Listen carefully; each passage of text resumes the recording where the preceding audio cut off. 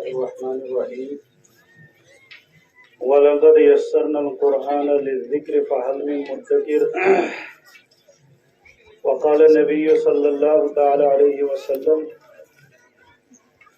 من قرأ القرآن فاستظهره فأحل حلاله وحرم حرامه أدخله الله الجنة وشفعه في عشرة من أهل بيته كلهم قد وجبت لهم النار أو كما قال النبي صلى الله عليه وسلم اللهم صل على سيدنا محمد وعلى آل سيدنا محمد كما صليت على إبراهيم وعلى آل إبراهيم إنك حميد مجيد اللهم بارك على محمد وعلى آل محمد كما باركت على إبراهيم وعلى آل إبراهيم إنك حميد مجيد صدق الله المولانا العظيم وصدق رسوله النبي الكريم ونحن على ذلك من الشاهدين والشاكرين والحمد لله رب العالمين. معزز حاضرین، حضرت ابو ہریرہ رضی اللہ تعالی عنہ سے روایت ہے، وہ فرماتے ہیں کہ نبی کریم صلی اللہ علیہ وسلم نے ارشاد فرمایا کہ اللہ تبارک و تعالی نے زمین و آسمان کو پیدا کرنے سے 1000 سال پہلے سورہ طٰہٰ اور سورہ یاسین کی تلاوت فرمائی۔ جب فرشتوں نے قرآن کریم کو سنا تو فرمایا کہ خوش قسمت ہے وہ امت جن کو قرآن کریم عطا کیا جائے گا، اور خوش قسمت ہے وہ سینے جو قرآن کریم کو محفوظ کریں گے یعنی یاد کریں گے، اور خوش قسمت ہے وہ زبانیں جو قرآن کریم کی تلاوت کریں گی۔ یہ فرشتوں نے کہا۔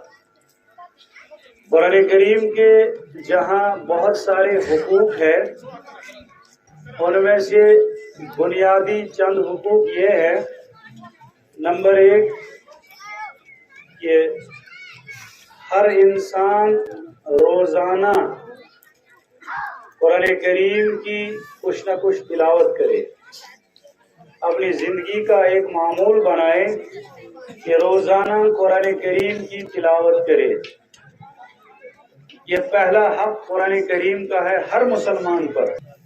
اللہ کے بندوں نے ہزاروں تفسیریں لکھی ہے کہ ہم پڑھیں، تفاسیر موجود ہیں، تراجم موجود ہیں، بس ہم وقت نکالیں اور قرآن کریم کو سمجھنے کی کوشش کریں۔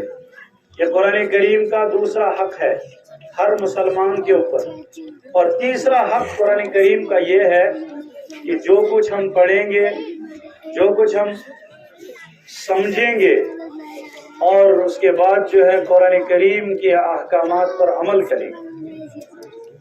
قرآن کریم کے جتنے احکامات ہیں، جن چیزوں کو کرنے کا قرآن نے حکم دیا ہے، ہم ان کو کریں گے، اور قرآن کریم نے جن چیزوں سے روکا ہے ہم ان چیزوں سے رکیں، باز رہیں۔ اور اس کے بعد جو ہے مثلا قرآن کریم کی تبلیغ کرنا اور قرآن کریم کا احترام کرنا، بہت سارے حقوق ہیں، لیکن بنیادی یہ 3 حق ہیں قرآن کریم کے ہر مسلمان کے اوپر۔ نمبر 1 کہ قرآن کریم کی تلاوت کرنا، نمبر 2 قرآن کریم کو سمجھنے کی کوشش کرنا، نمبر 3 قرآن کریم کے احکامات پر عمل کرنا۔ ایک مرتبہ ایک صحابی حضور صلی اللہ علیہ وسلم کی خدمت میں حاضر ہوئے اور عرض کیا، یا رسول اللہ صلی اللہ علیہ وسلم، میرا ایک بیٹا ہے، ان کا نام ہے عبداللہ۔ یہ والد اپنے بیٹے کی شکایت لے کر آئے تھے حضور صلی اللہ علیہ وسلم کی خدمت میں۔ کیا شکایت تھی؟ فرمایا، یا رسول اللہ صلی اللہ علیہ وسلم، میرا یہ جو بیٹا ہے یہ رات بھر نمازیں پڑھتا ہے اور ہر دن روزہ رکھتا ہے۔ میں نے کافی اس کو سمجھایا تھا لیکن اس نے مانا نہیں، یہ رات بھر جاگتا ہے اور نمازیں پڑھتا ہے اور دن بھر روزہ رکھتا ہے. میں نے اس کو کافی سمجھایا، اس نے مانا نہیں. اب میں نے ان کو آپ کی خدمت میں لایا ہے تاکہ آپ ان کو سمجھائیں. یہاں غور یہ کرنا ہے کہ بھائی دیکھو کیا شکایت لے کر آئے تھے اور ہماری شکایتیں کیا ہوتی ہیں. تو حضور صلی اللہ علیہ وسلم نے ان سے فرمایا کہ عبداللہ آپ کے بارے میں شکایت آئی ہے. تو انہوں نے عرض کیا قلت نعم یا رسول اللہ، کہ جی ہاں، جو شکایت آپ تک پہنچی ہے وہ بالکل درست ہے. تو حضور صلی اللہ علیہ وسلم نے فرمایا لا تفعل، تم ایسا مت کرو. یعنی رات بھر نمازیں پڑھتے ہو، دن بھر روزے رکھتے، ایک دن نہیں، وہ روزانہ ایسا کرتے تھے. تو حضور صلی اللہ علیہ وسلم نے پھر ان کی ایک ترتیب بتا دی. فرمایا کہ تم ایک کام کرو، مہینے میں صرف 3 دن روزہ رکھا کرو. 27 دن نہیں رکھنا ہے، 3 دن روزہ رکھا کرو. تو عبداللہ آگے سے بالکل خاموش رہے. فرمایا کہ یہ بہت کم ہوتا ہے، میں چاہتا ہوں تھوڑا زیادہ. پھر حضور صلی اللہ علیہ وسلم نے فرمایا کہ بھائی ایک کام کرو، مہینے میں 20 دن تم روزہ مت رکھو، 10 دن رکھا کرو. فرمایا یہ بھی کم ہوتا ہے، میں نوجوان ہوں، تندرست ہوں، مجھے اس میں تھوڑا اور اضافہ کر دیجئے. تو پھر حضور صلی اللہ علیہ وسلم نے فرمایا کہ آپ صوم داؤد علیہ السلام رکھو، یعنی ایک دن روزہ رکھو، ایک دن مت رکھو، پھر ایک دن روزہ رکھو، ایک دن مت رکھو. تو یہ ترتیب بتا دی.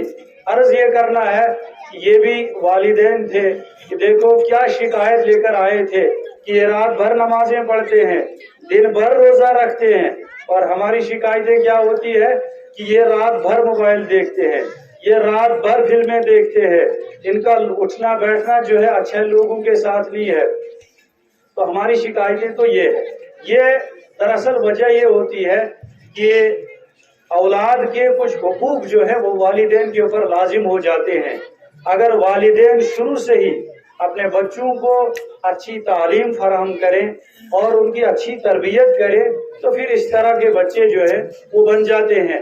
ہم شروع سے ہی اس میں کوتاہی کرتے ہیں، نہ بچوں کو اچھی تعلیم سے آراستہ کرتے ہیں اور نہ ان کی اچھی تربیت کرتے ہیں. پھر نتیجہ یہ ہوتا ہے کہ وہی بچے جن کو کتابوں کے اندر لکھا ہے کہ بچے جو ہے یہ جنت کے پھول ہیں.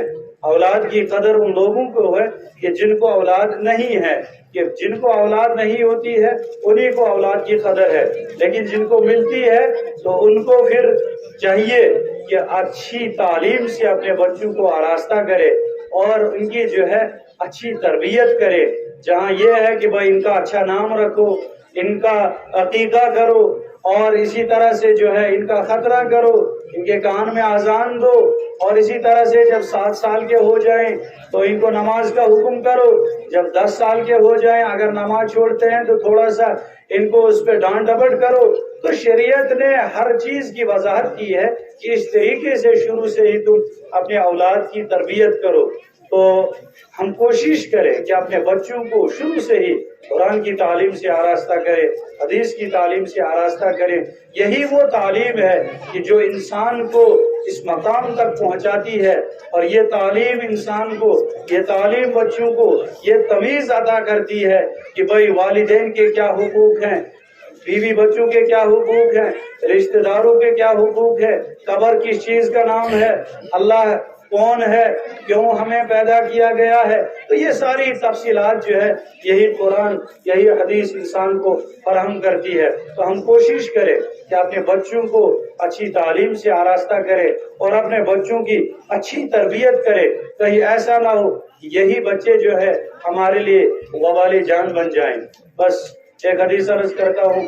حضور صلی اللہ علیہ وسلم نے ایک مرتبہ صحابہ کرام رضوان اللہ تعالی علیہ اجمعین کے اندر مجلس لگی ہوئی تھی تو یہ اعلان کیا کہ بھائی تم میں سے کون شخص ایسا ہے جو مجھ سے 5 باتیں حاصل کرے گا، خود بھی ان پر عمل کرے اور دوسروں کو بھی سکھائے تاکہ وہ بھی ان باتوں پر عمل کرے.